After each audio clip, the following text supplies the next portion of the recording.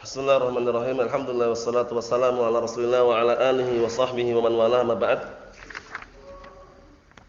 Kita lanjutkan bacaan terhadap syarah Mandhumah Ushul Fiqh wa Qawaidih. Pembahasan terakhir seputar apa kemarin? Mutlak dan muqayyad. Mutlak dan muqayyad. Ayo na'am. Sekarang kita lihat lagi setelahnya. Ini memang pembahasan usul seperti ini, mutlak, muqayyad, umum, khusus itu harus dipahami. Karena untuk memahami dalil, karena enggak semua dalil itu umum. Kita lihat di situ barakallahu fikum halaman 365 ya kan? 365 bagian bawah itu.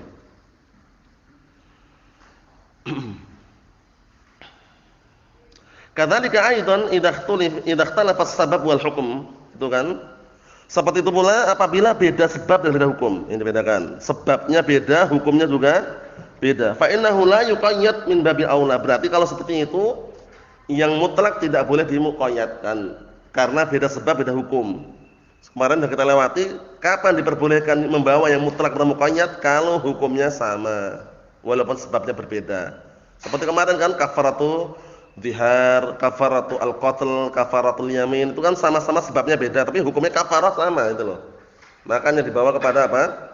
Makna yang muqayyad, berarti budaknya budak yang mukminah. Nah, sekarang kalau sebabnya beda, hukumnya beda bagaimana? Boleh enggak? Bisa enggak kita membawa yang mutlak kepada muqayyad? Kita katakan enggak bisa. Misal qaul ta'ala seperti contohnya perkataan Allah Ta'ala, was-sariqu was-sariqatu faqta'u aydiyahuma. Pencuri lelaki dan wanita pencuri, potonglah kedua tangan keduanya. Potonglah kedua tangannya. Nah, dipotongnya ini seberapa? Karena namanya tangan itu kan di dalam sebutkan dalam ayat mengenai wudu itu kan sampai marafiq. Sampai apa? Siku. Nah, kalau orang mencuri yang dipotong seberapa tangannya? Apakah boleh kita bawa yang mutlak dan muqayyad? Padahal kejadiannya beda kan? Masalah wudu sama enggak dengan masalah pencurian ini? Beda, padahal sama-sama tangan. Gitu loh ya. Kita katakan karena beda enggak bisa dibawa kepada muqayyad. Yang mutlak tetap mutlak, yang muqayyad tetap muqayyad. Cuman ada penjelasannya, kita lihat. Kata beliau barakallahu fikum, hadza mutlak. Di sini mutlak, lam yuqayyad illal marafiq. Tidak ada ikatannya apa? Sampai kepada marafiq itu sampai kepada siku. Fahal nahmil hadil ayat ala ayatul wudu? Apakah boleh kita membawa ayat yang masih mutlak ini kepada ayatul wudu? Al-wudu kan sampai marafiq, sampai siku. Nah, yang kalau pencurian ini kan potonglah kedua tangannya. Kedua tangan yang mana ya kira-kira? Ini kan masih mutlak gitu loh. Kedua tangan tuh pergelangan ini atau sampai ke siku. Nah, boleh enggak kita membawa ayat pemotongan tangan ini dibawa kepada ayat wudu? Kalau wudu kan ilal marafiq. Oh, berarti motongnya sampai siku. Nah, kita katakan enggak boleh. Kita lihat. Naqul la, enggak boleh. Li'anna al-hukma mukhtalif, karena hukumnya beda. Nah, hukumnya beda. Kesatunya wudu, satunya apa? Penegakan hukum. Paham ya? Hukuman kan beda. Inna hukmal had yata'allaq bil yadain faqat. Dikarenakan mengenai hukum had. Hukum had itu hukum tindakan kriminal atau kejahatan, yata'allaq bil yadain, berkaitan dengan yadain, dua tangan faqat. Wal wudu bi arba'adha.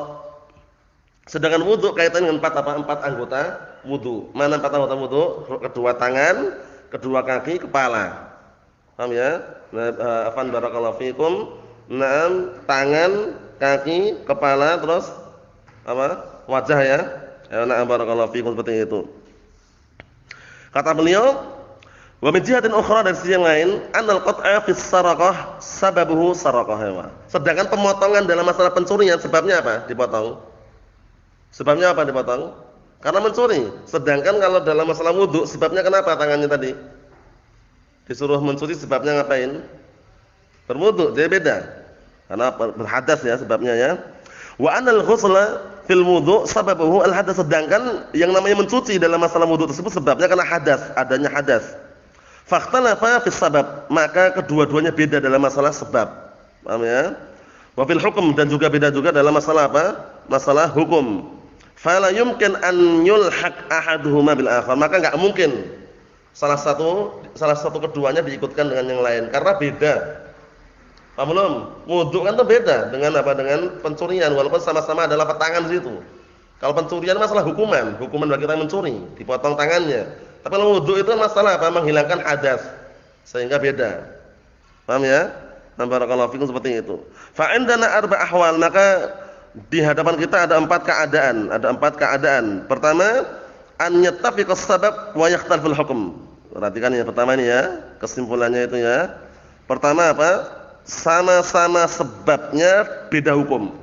Itu yang pertama. Sama sebab beda hukum. Kalau sama sebab beda hukum bagaimana? Bisa enggak di bawah kemarin? Kalau sebabnya sama tapi hukumnya beda? Tidak bisa juga ya. Yang bisa itu kalau hukumnya sama sebabnya beda. Paham ya? Seperti masalah apa kemarin?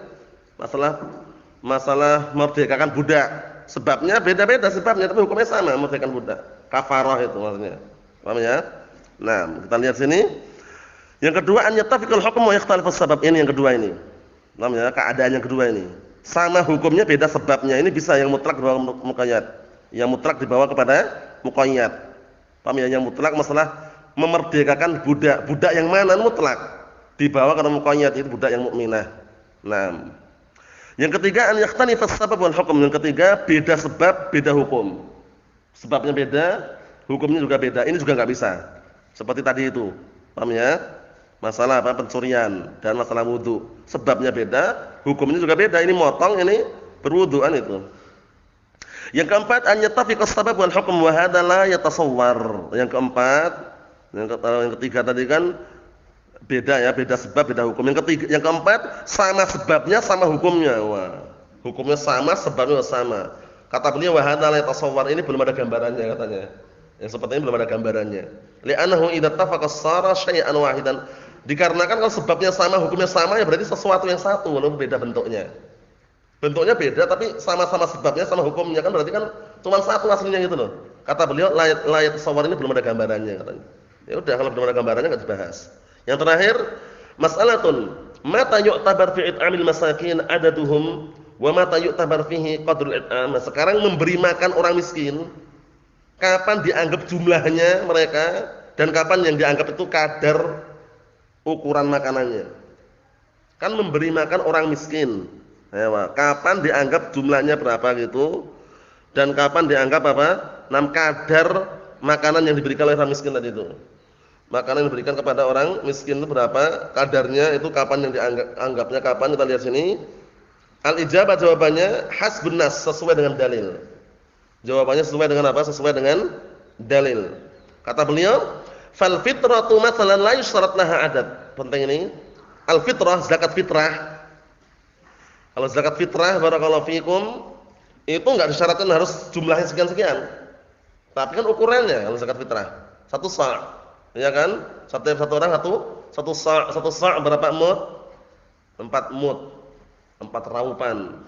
Paham ya? 4 raupan yang masing-masing sudah disebutkan dan juga sekarang Allah mudahkan banyak mud-mud yang sudah dicetak, ada sanadnya, paham ya? Ada juga sa' yang sudah ada cetakannya, ada sanadnya. Nah, barakallahu fikum tinggal disesuaikan. Ada yang 3 kilo kurang dikit, ada yang 2 kilo setengah lebih sedikit.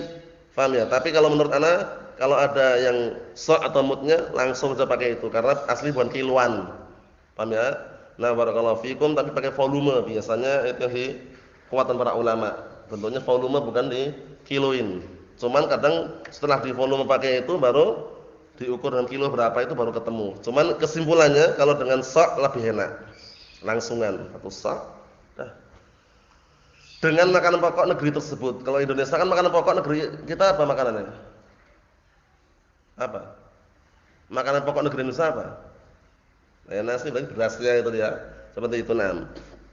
Kita lihat sini, fa yajuzu an tu'ti ashraf fitr miskinan wahidan. Masyaallah. Maka diperbolehkan 10 zakat fitrah itu diberikan kepada satu orang miskin. Boleh. Satu orang miskin dikasih zakat fitrah bagian 10 orang. Makanya 10 orang mau zakat itu untuk satu orang miskin. Boleh enggak nerima ya? Boleh karena dia miskin. Nerima sampai taruhlah dia 100 orang mau zakat fitrah. Menyerahkan zakat fitrahnya kepada satu orang miskin. Boleh enggak? Boleh aja. Ternyata setelah itu dia dapat sekian kental, itu bukan urusan kita. Paham ya? Jadi enggak ada batasan itu harus sekian orang miskin ya. Kalau masuk zakat fitrah. Paham belum ini? Ewa. Wa ma huddida bi adadin fala budda an yakuna bidzalikal adad. Kalau dibatasi dengan adat, dengan bilangan, maka harus disertai dengan bilangan. Seperti apa? Kafarah yamin. Ngasih makan berapa orang miskin? 10 orang miskin sampai kenyang. Nah, kalau antum ngasih cuma 9, belum sah itu loh. Karena itu batasi dengan jumlah.